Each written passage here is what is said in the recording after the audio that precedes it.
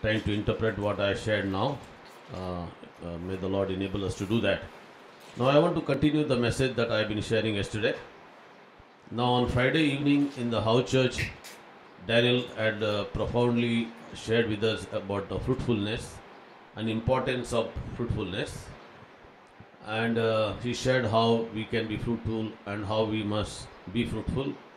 And then yesterday morning when we sent to you the clip regarding today's online service, we shared with you about faith versus fear, and how in these days the more we give a listen to the media and the news that is coming, fear can creep in.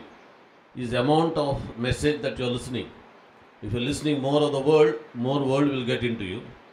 And according to the words of each person's mouth, that you will get anxiety, fear, according to whatever you are listening. My advice to you is, whenever you listen to any kind of message which is not producing faith and peace in your heart, avoid listening to it. It may be anybody. It may be a preacher or a politician.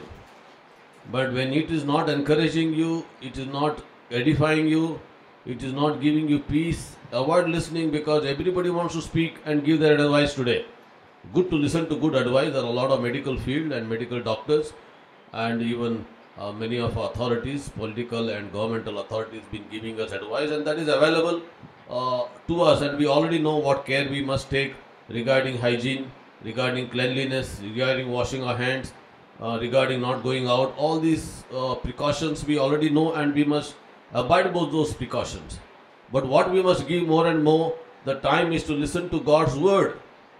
And the more we read the word, meditate the word, understand the word, listen to the word, that much word is purifying us. Today in my subject, I want to share with you how we can be really fruitful. And Jesus very clearly shares with us in John chapter 15 that by cleansing, He is purifying us. He says that you are already clean through the word that I have spoken to you. Now we know we already heard about it, how that we are the branches of the sprouting vine, who is Christ. Now here Christ is speaking to His disciples, and explaining to them from John chapter 13 till 16 and 17. We find 17, of course, He was praying whole night in the Gethsemane, and but till 16 He has been teaching His disciples. And these disciples now, Jesus is saying that you are the branch and I am the vine. I am the sprouting vine. And in that case, Jesus is trying to say that every branch that is in me, in other words, in everyone's life where I am going to live, because Jesus, is going to die for us on the cross, and He's going to shed His blood, and through His death and resurrection, we will be saved, and we will be included in His body, in His death, in His resurrection, and we are seated with Him in heavenly places. That's the reason we are saved by grace. And Ephesians chapter 2 verse 1 to 10, 1 to 9 specially explains that to us, how we were dead in our trespasses and our sins. Now God has made us alive in Christ, and how we are risen with Christ and seated with Christ in heavenly places, and how by God's grace we are saved, and it's not because of our good works. And we also have learned in the past that it is His grace has given us this faith in Him, that is called saving faith. But in John chapter 15, that where Jesus is explaining to His disciples how they are part of His life and how they must continue to remain in Him, stay with Him, abide in Him. And New Testament explains to us very clearly, especially Romans 8, that abiding in Him is nothing but walking in the Spirit, setting our hearts and minds in the Spirit, and not going after the flesh. Because now Spirit of life has set us free from the spirit of law of the Spirit of life has set us free from the law of sin and death. Now we have Christ living His life through us. And now because Christ is living His life through us, we have this new life. Now we are not living according to the old pattern or old law.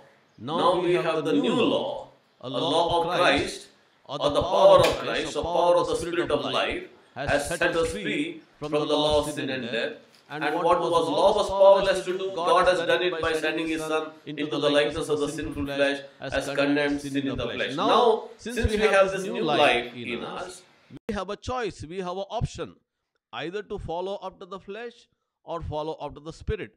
And Romans chapter 8, verse 4, 5, 6, 7, 8 onwards, Holy Spirit led Paul to explain to us how we have to follow after the Spirit.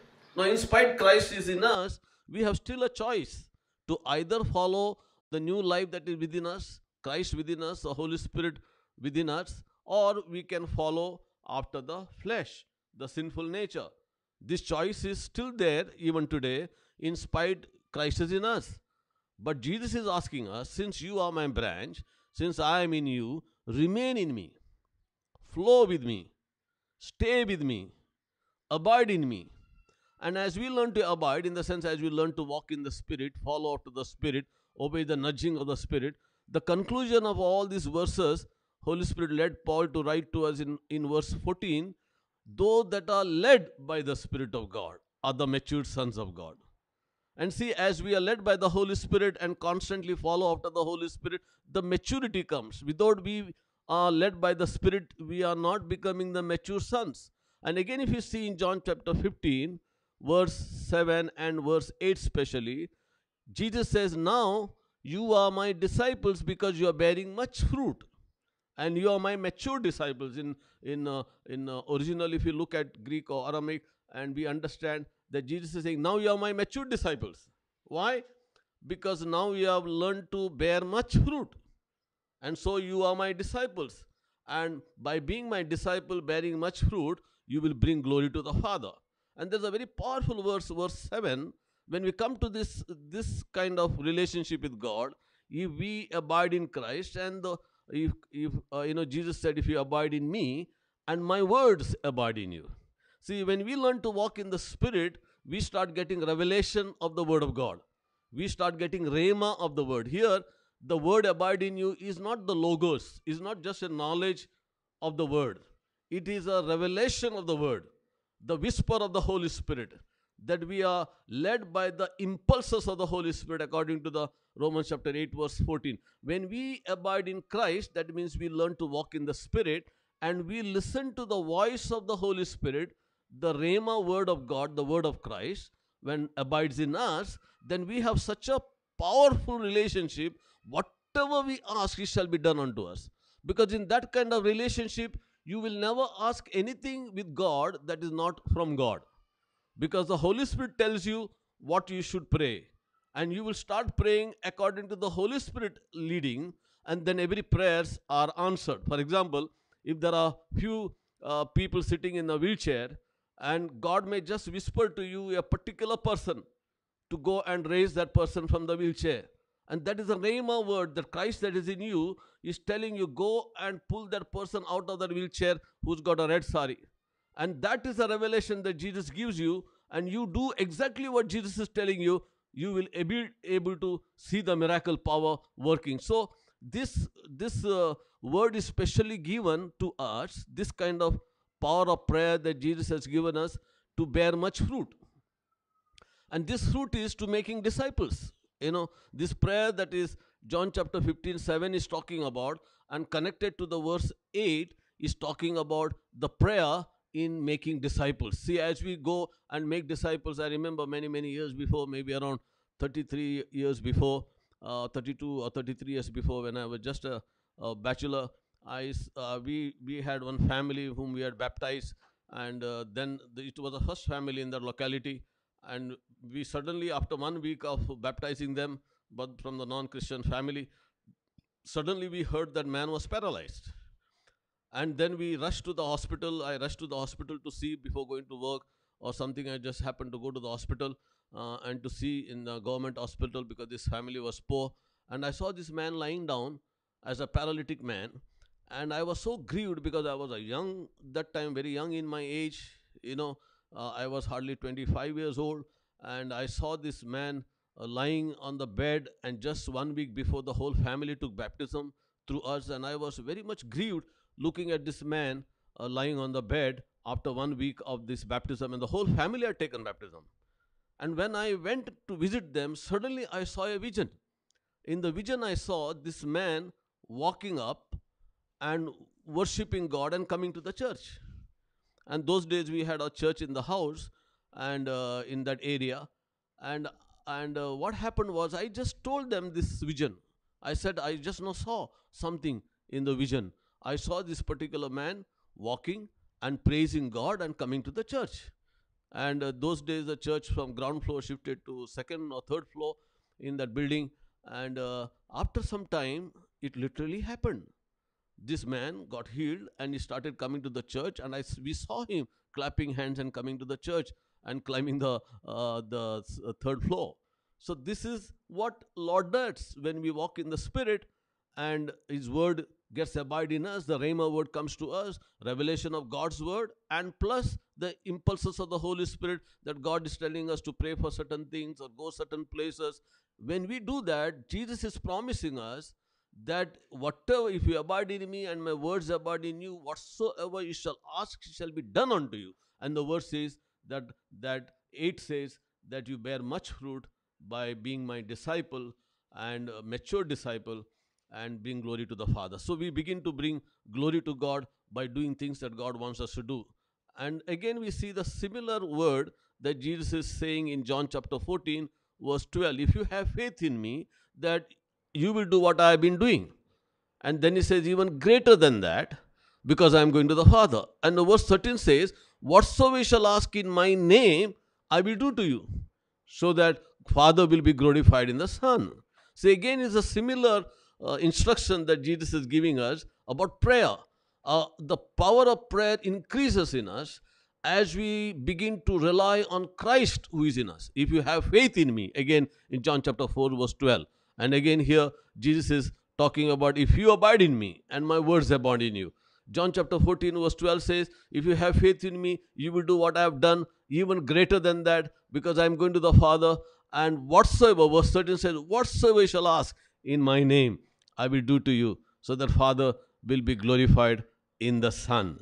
See, we take the promises of God and we begin to apply those promises, those revelations, that what God is speaking to us. I just remembered one story.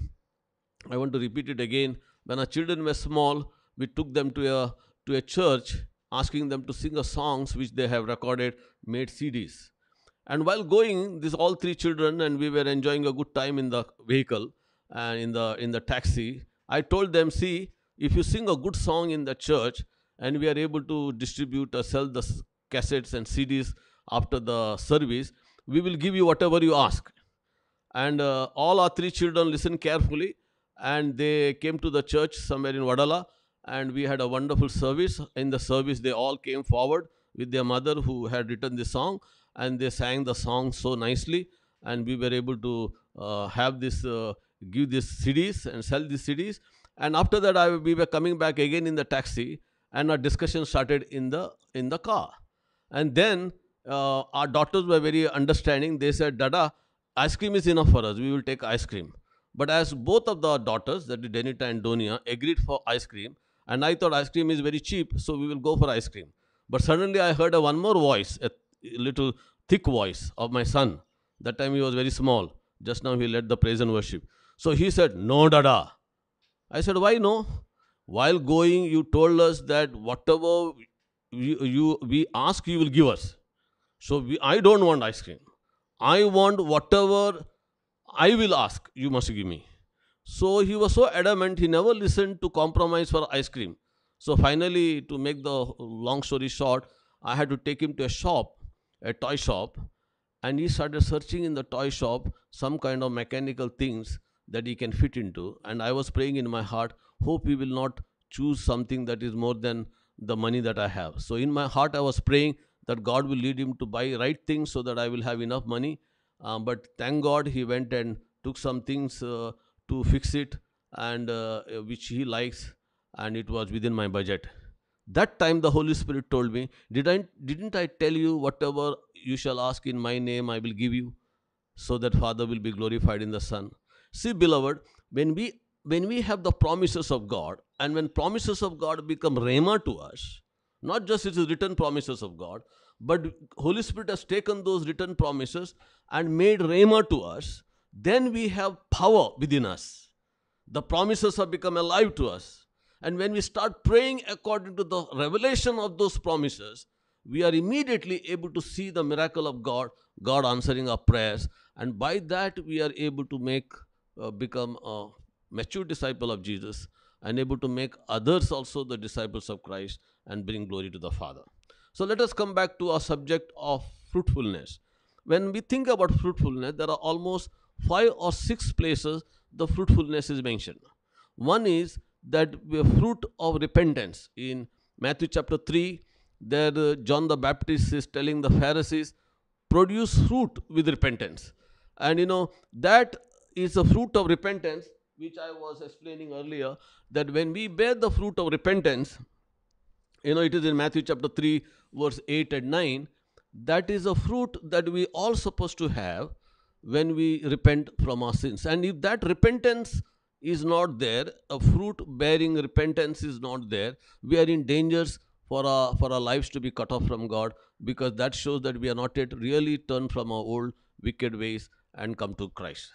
But the second types of fruit that is mentioned, even that is repeated again in Luke chapter 13, verse 6 to 8, Jesus is talking about a fig tree that was planted, and owner came and said, cut down this tree. Last 3 years this tree is not bearing fruit, but the gardener is requesting the owner, let us wait for 1 more year, we'll put manure, we'll fertilize this tree, and we'll see if it bears fruit. If not, we will cut it off. And that Luke chapter 13, verse 6 to 8, it says that that the tree, if it doesn't bear fruit, would have been cut off. And in my life, from 1980, 81 till 84, I was in the Lord.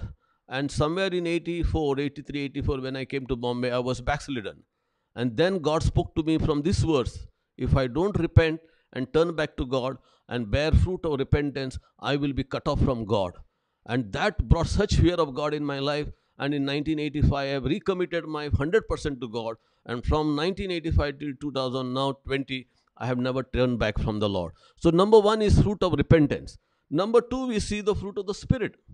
And just like as we saw in John chapter 15, and again it is explained in Romans chapter 8, again a similar way Paul is trying to explain what Jesus has explained here in John chapter 15, how we should not walk after the flesh but after the Spirit. And if we are led by the Spirit, we are mature sons of God. Verse 15, we have the spirit of not again to fear, but the spirit of adoption. As a son, it calls God as a Abba Father. And in this we can understand that we must learn to depend on Christ. Abide in Christ is nothing but walk in the Spirit. And then from no fruit to fruit, and fruit to more fruit, much fruit, there is a progress in our lives. And one thing we must understand in the John chapter 15 verse 1, which for many years, thousands of years, people have misunderstood this verse, that thinking that Jesus is cutting off these branches and throwing into the fire those who bear not fruit. Even latest, the greatest evangelists, even including myself, we have preached this, saying that if you don't bear fruit, you will be cut off. But if you understand this verse in Aramaic context, and we see that Jesus is not talking about cutting off. The word there it is used is that is taking them to himself. He is lifting those branches up and putting them in the right places so that we may bear fruit. Here, Jesus is trying to show the heart of the Father, how much he is, as a gardener, farmer, to want to take care of the branches that are belong to Jesus. Because you are my branch, because I am in you, and you are my disciple, my Father is a gardener, and he cultivates these branches. So here is not of cutting off.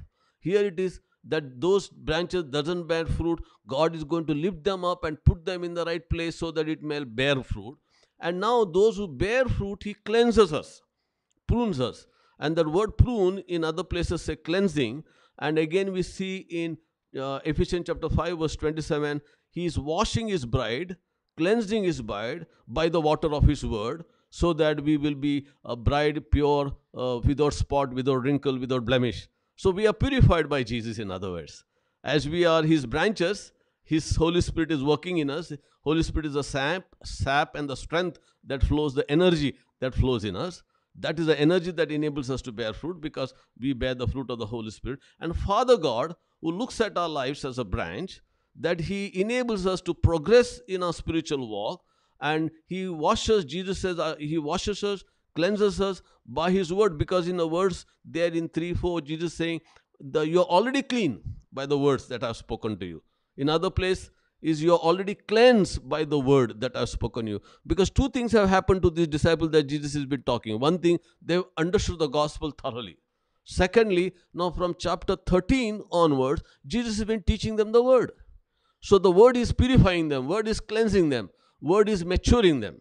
So in conclusion, we understand that Jesus is purifying his church, beautifying his church, making us pure and blameless bride for himself, so that we bear much fruit. So third type of fruit that is mentioned is fruit of righteousness in Philippians chapter 1 verse 10 and 11. Let me repeat this prayer to you. It's a prayer that the Holy Spirit led Paul to pray for the Philippian church, that your love may abound more and more with knowledge and depth of insight, that you may be pure and blameless till the day of Christ, filled with fruit of righteousness that comes to Jesus Christ. See, in some places, in some version, it is written fruit of righteousness. Now what happened is the very nature of Christ is the fruit of righteousness. See, Jesus loved righteousness and hated wickedness. And that anointing, and he's anointed with the oil of gladness more than his companions. See, as we love righteousness and hate wickedness, we are able to develop the very life of Christ in us.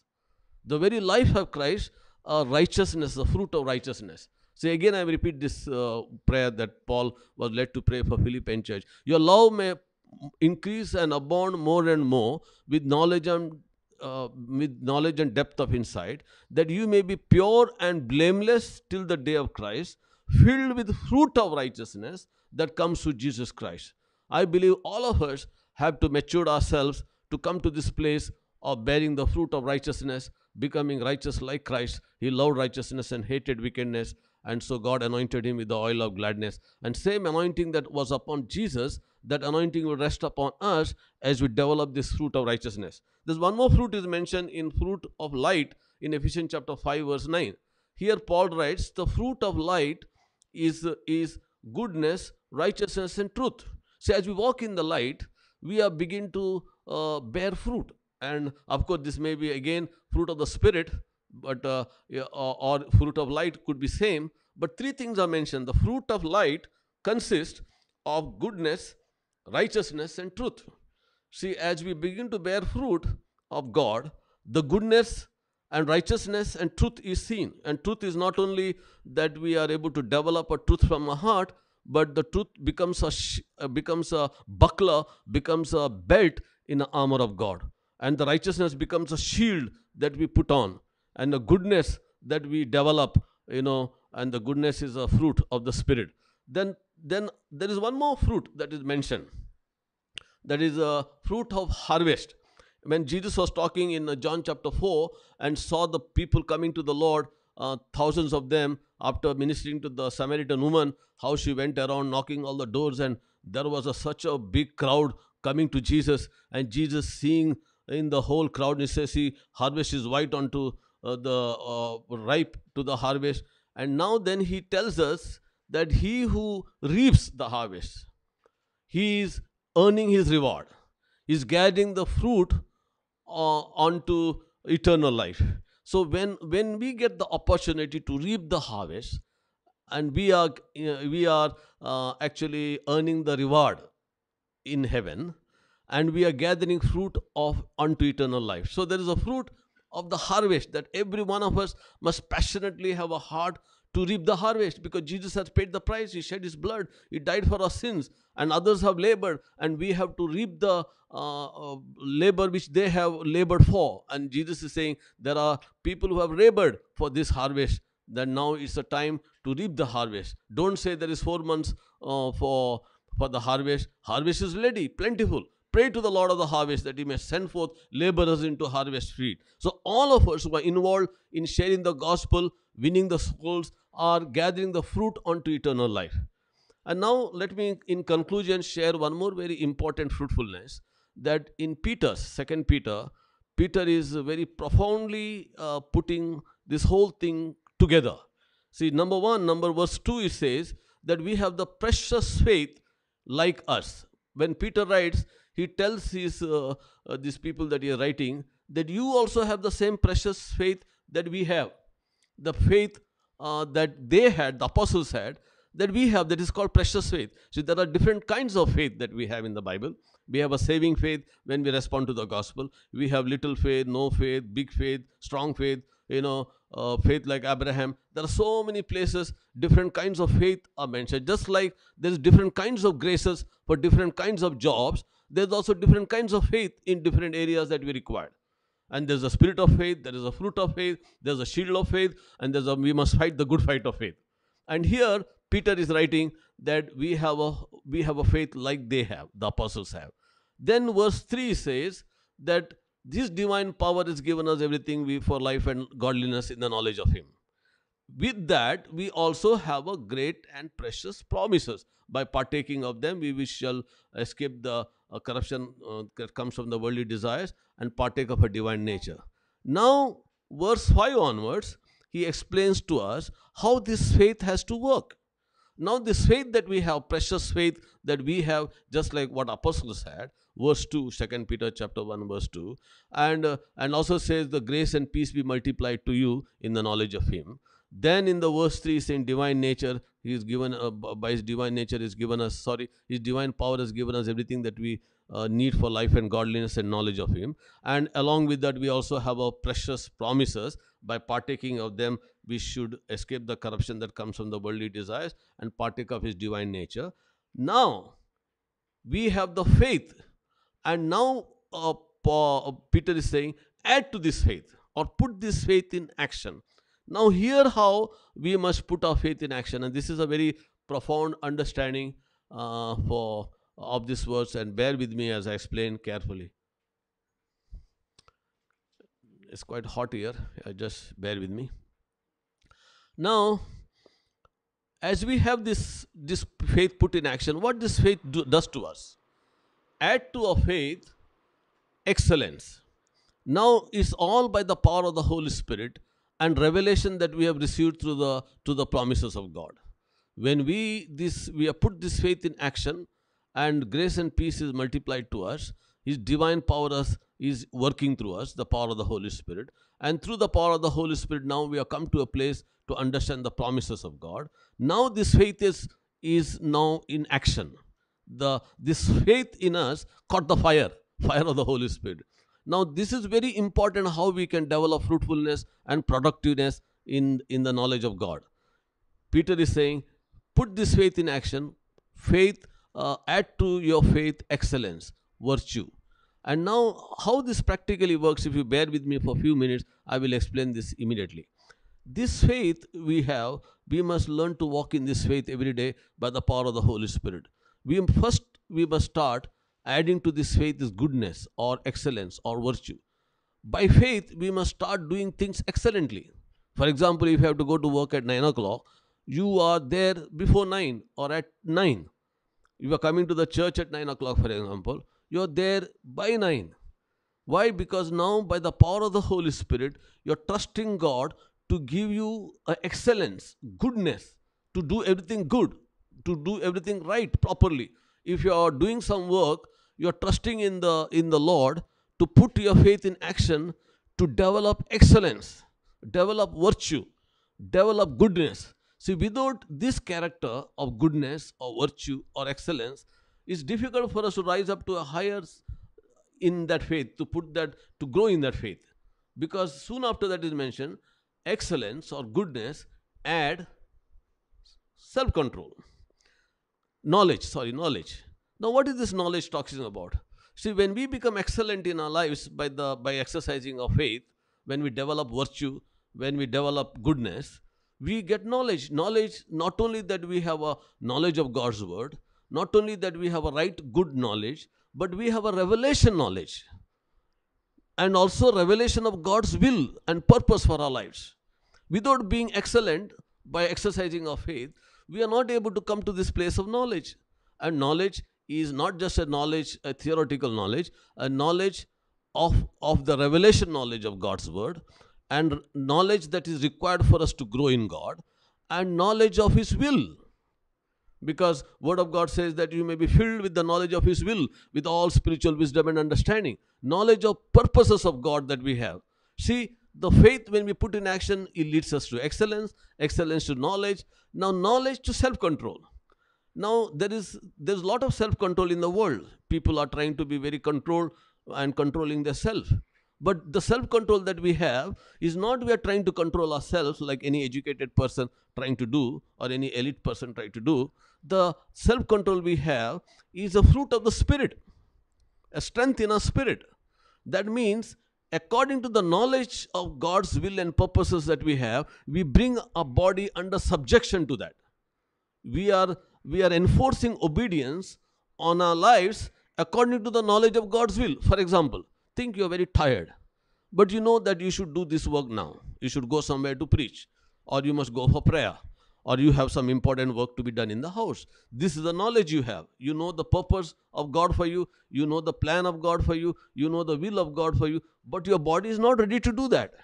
But now you're enforcing the will of God on your life by the power of the Holy Spirit, and that is a self-control. And when you do that particular thing that God is leading you to do, suddenly you find strength of God flowing in your body. Earlier you were very tired, but you went to pray because you knew that you had to pray. And when you start praying, all your tiredness disappeared. For example, you are very tired and you feel like not to share the word of God, but you know that you have to go somewhere and teach the word of God, or witness to somebody, or visit somebody, or do a particular work in your house or in your company. But you are enforcing the will of God, the knowledge of God's will and purpose that you have on your life to do a particular job that you know that you have to do it. By doing that, you are developing a self-control. See how when you put a faith in action, you become excellent. And with faith and excellence, now you are developing a knowledge. And now with the knowledge, excellence and knowledge, you get a self-control. And now add to your self-control is written perseverance. Now what is this perseverance or patience or endurance is? It's like when you are doing something, particular thing that God wanted you to do, which you have already have a self-control, you not give up doing that. You are persevering, persisting in doing that. You know, for example, you have a leading to pray for a certain time. You are decided to fast and pray, or you decided to pray for certain important thing. And you are self-controlled to do that because you have a knowledge of God's will, but not giving up to doing that. Till you finish it, you are not giving up. That is perseverance, that is patience. That's why the word of God says in Hebrews chapter 12, run the race with persistence, perseverance, patience. And we know that this perseverance, this patience is developed by we rejoicing in the difficult times. How we get the joy that we need to have in the time of troubles. You see the word of God says in James chapter 1, when it says, my brothers, my sisters, count it all joy when you face different kinds of trials. Because testing of your faith produces patience or perseverance or persistence or endurance. All you can put together. Different versions say different way. But this endurance that is developed in us by being persistent in doing the will of God, having a self-control. So now can you understand how we have to put our faith in action on everyday life? By faith we have to develop virtue or excellence or goodness, and with this goodness we get knowledge of the revelation of God's word for us, revelation of God's will for us. And when we persist in doing the will of God, we develop perseverance, patience. And we also saw in the scripture how the patience is developed. Again in Romans chapter 5, it is 5 onwards, it says, we glory in our tribulation, because tribulation worketh patience, patience, endurance, character, hope, and hope will not disappoint us, because God has poured out his love in our hearts by his Spirit. Romans chapter verse 5. So we are now come to a place of patience. Now just bear with me for some more time. This patience, when we add to our patience, we are able to have godliness. See, only patient people can be godly. When you are not persistent or having perseverance in doing something, if anybody comes in the middle and try to distract you, you can lose your godliness. You will not be able to walk in godliness without having patience and perseverance. So to have patience and perseverance, we need self-control. To have self-control, we need knowledge. To have knowledge, we need excellence, virtue. And to have excellence, virtue, we need to have faith. And this faith now is growing in us by producing all these characters. Now we have reached to the place of to be godly. Godly, a person who can really be godly when he has developed enough patience in him. Why we lose godliness? For anything that happens in our lives, any storm comes, any trouble comes, any problems comes, we lose our godliness because we have no patience. And why we have no patience and persistence? Because we have not developed self-control. Now, godly person alone can be a kind person. So add to your godliness a brotherly kindness. How can you kind to one another if you have not godliness in your heart? We lose to be kind. We lose to be compassionate to people because we have lacked godliness in us. So add to your godliness brotherly kindness. And when we begin to kind to be one another, compassionate to one another, out of the godliness that we have in our lives, we reach to the agape love. Love comes to the fullness, and this love that First Corinthians chapter 13 explains to us how love is patient, kind, and long suffering. It doesn't hold the record of wrongs. It doesn't be proud and all that. And finally says, love hope all things, love trust all things, love believes all things. There we develop a trust in one another. We develop hope, and love never fails. So this agape love, that we come to a place where we are developed into faith to love. And in other place in Paul writes to us how this love also helps us to put our faith in action. And it's a love, it's a faith that grows in us to become agape love. And love activates faith into its perfection. And so we become complete and fruitful and productive and lack nothing. We'll continue this subject later when we find